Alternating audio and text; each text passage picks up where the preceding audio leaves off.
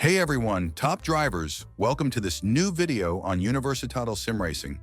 Today we're diving into the latest update for 𝗨𝗏𝗁 recently released, which mainly introduces the new GT3 cars, along with an update to the Tyre model for this category. This update will gradually be extended to LMP2s, hypercars, and probably 𝗨𝗹𝘁𝗀 as well. But let's focus on the GT3s.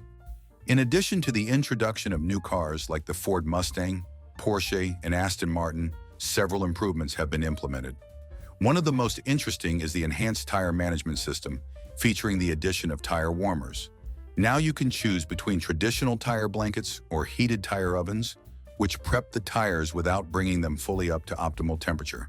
This significantly alters the warm-up phase, making it quicker than before. Another crucial aspect is the management of available tires. Pay attention, we're not talking about 50 sets of tires, but 50 individual tires. So if you mount 4 tires, you subtract 4 from the total. If you mount 8, you subtract 8, and so on. This is critical to avoid confusion when managing your tire allocation during an event. Moving on to physics changes, some significant tweaks have been made to thermal degradation.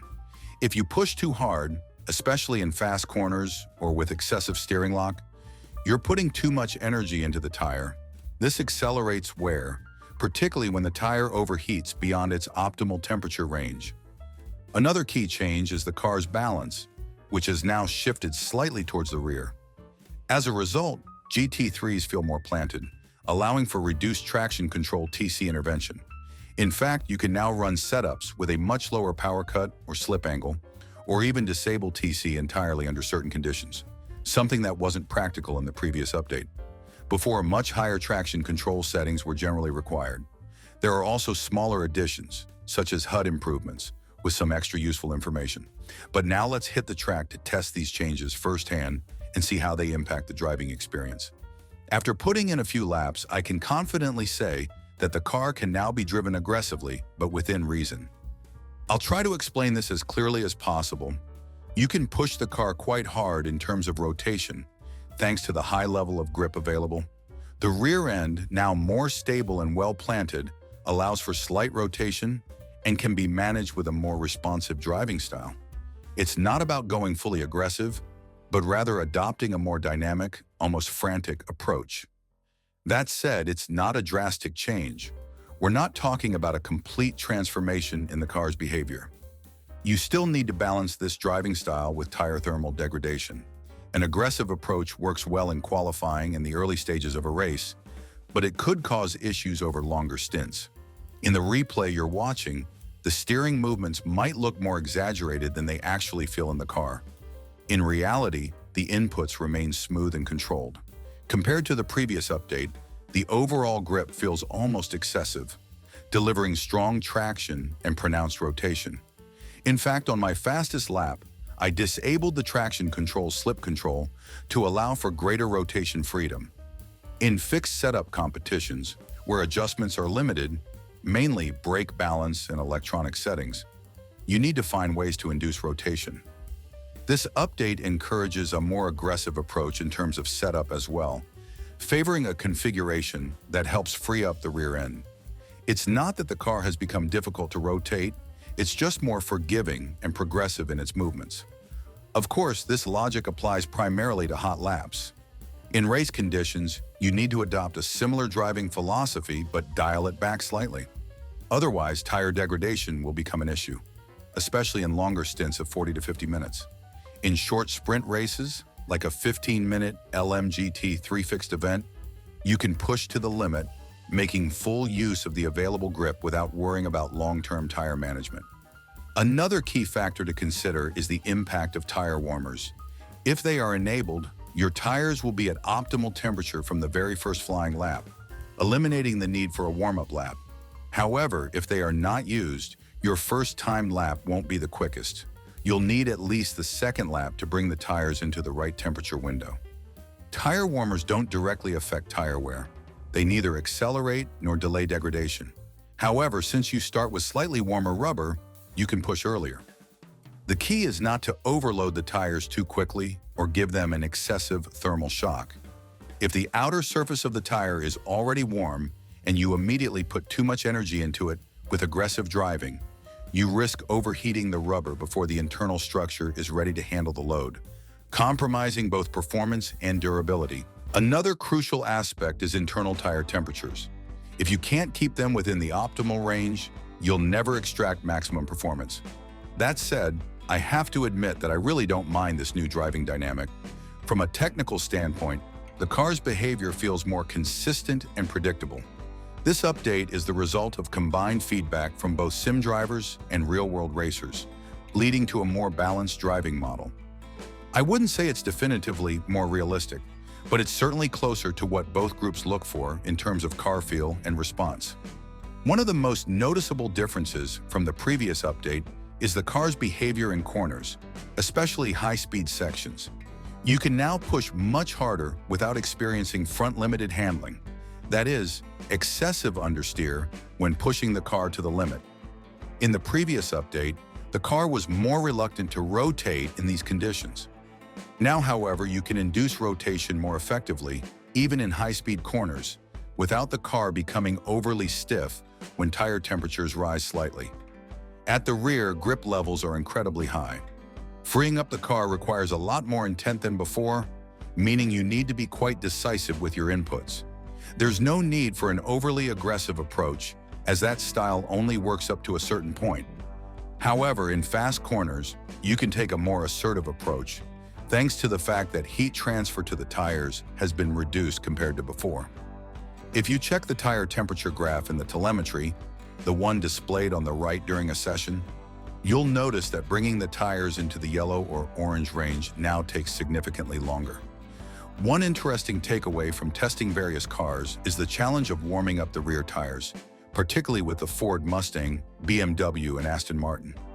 Even with all electronic assist disabled, the rear tires tend to stay cold for longer. In fixed setup competitions, where setup adjustments are locked and rotation is limited, getting the tires up to temperature becomes even more difficult. In these cases, you have to compensate by adjusting brake balance, BB, and electronic settings to find a setup that helps the car rotate more effectively. On the other hand, with an open setup, whether offline or in custom setup competitions, getting the tires into the ideal temperature window becomes much easier and, more importantly, more consistent, since you can fine-tune adjustments more precisely.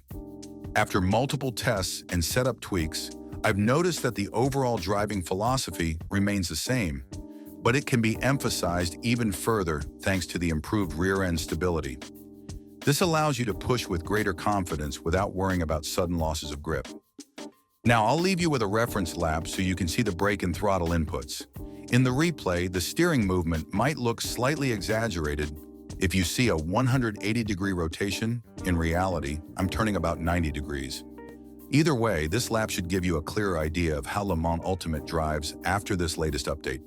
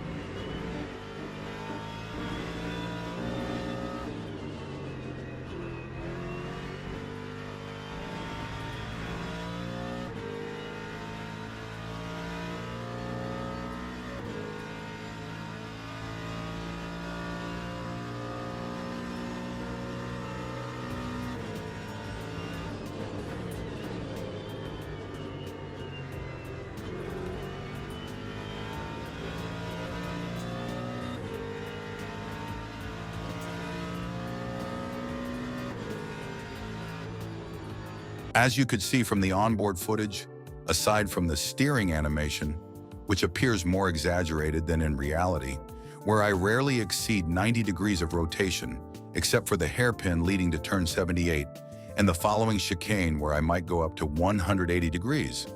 The rear rotation happens more aggressively.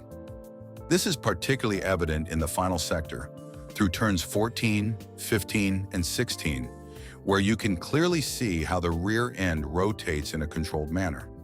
Even in faster corners, such as turn 1, this tendency is noticeable, and it's precisely the most efficient and fastest way to drive in Le Mans Ultimate. Of course, in race conditions, this technique needs to be managed more cautiously to preserve the tires, but the fundamental approach remains the same: a decisive driving style, not overly aggressive, but just frantic enough to optimize rear rotation. As I've emphasized multiple times throughout the video, this aspect is crucial for maximizing single-lap performance. If you're competing in fixed setup races, the best way to achieve this effect is by fine-tuning the electronic settings, lowering them as much as possible. Additionally, to further balance the car, you can adjust the brake balance slightly towards the rear or tweak the ABS settings to improve braking behavior. All right, with that said, I hope you enjoyed the video. Let us know in the comments what you think about this Le Mans Ultimate update, what you liked, what you didn't, and which aspects you'd like to explore further. Let's start a discussion and compare our thoughts on this latest version of the sim. See you in the next video.